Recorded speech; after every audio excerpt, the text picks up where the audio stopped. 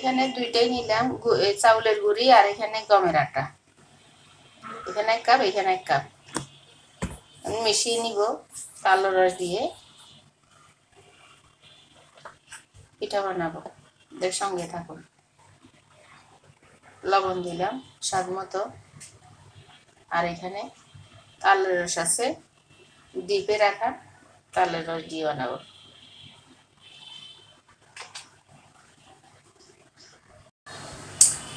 আসসালামু আলাইকুম। এখানে তালের রস দিলাম, মেখে নিব।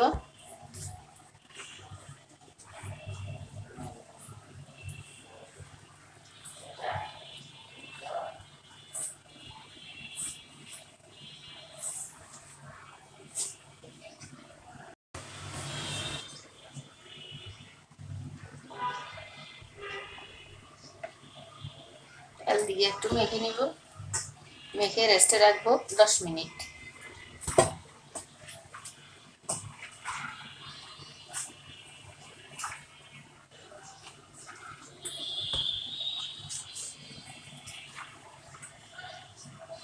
এখানে কড়াইটা ভালোভাবে গরম করব, আগুন জ্বালিয়ে গরম করে ভালো করে একদম তাপ উঠে মতো, তারপরে 1 ফোঁটা পানি দিব, খালি পানি। এইটা কিন্তু কড়াইর সাথে মিশবে না, এটা ফেলে দিব। তারপরে আর লাগবে না। তেলের পিঠা বানান বা মাছ ভাজি, মাংস ভাজি, যেটাই ভাজেন কড়াইতে লাগবে না, তলায় উঠানো একদম সহজে উঠানো যাবে। এই টিপসটা শিখে নিন।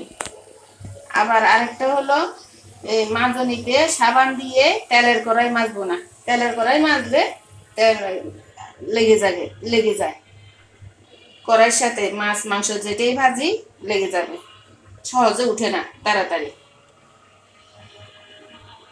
সাবান না দিলে তাড়াতাড়ি উঠে। মাজনিতে কোনো মাজনিতে সাবান দিব না, সাবান ছাড়া এমনি মেজে নিব ভালো করে। বাইরে দিয়ে সাবান দিব, ভিতরে দিব না। টেস্টগুলো কেমন হলো জানাবেন। তেলটা গরম হলে এভাবে একটু ডুবাই নিব, ডুবাই নিলে ফুলবে ভালো। এই যে এখন মেখে নিব আটাটা, এই যে এখন মেখে নিব।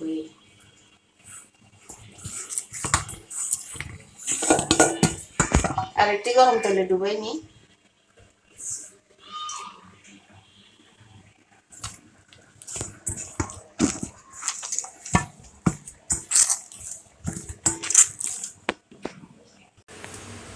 এই যে হাতে বানিয়ে নিলাম।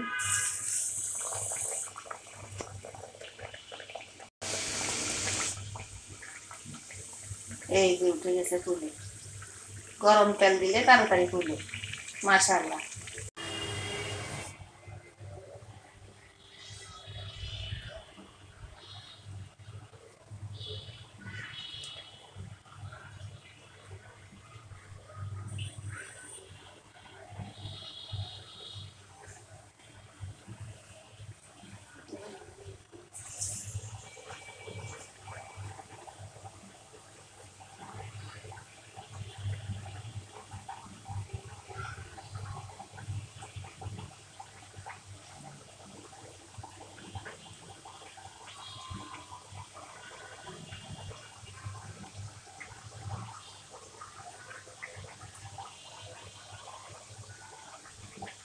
মিডিয়াম আছে দিচ্ছি, কমায় আছে না, এটা ফুলে যাবে।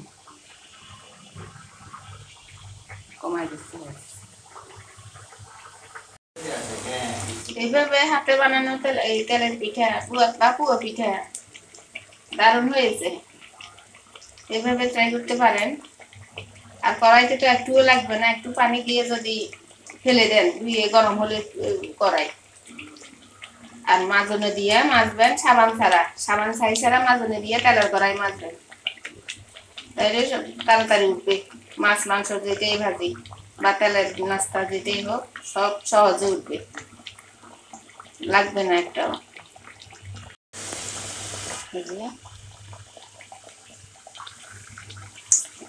যে করছে কি সুন্দর, মাশাআল্লাহ।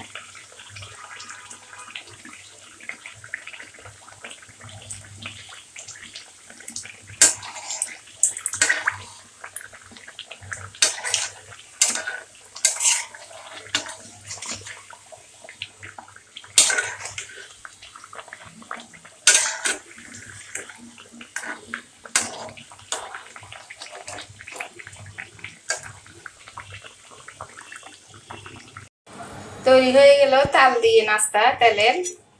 দারুণ হয়েছে। এই যে ফুলে কিরকম বেগে গেছে দেখেন, মুসমুসে হয়ে। এই যে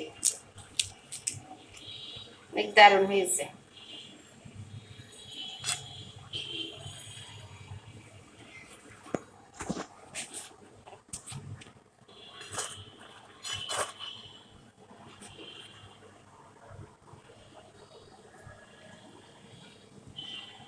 আমার এই নাস্তাটা যদি ভালো লেগে থাকে সবার কাছে লাইক কমেন্ট শেয়ার দিতে ভুলবেন না, সবাই সাবস্ক্রাইব করতে ভুলবেন না। সবাই আল্লাহ হাফেজ, আসসালামু আলাইকুম।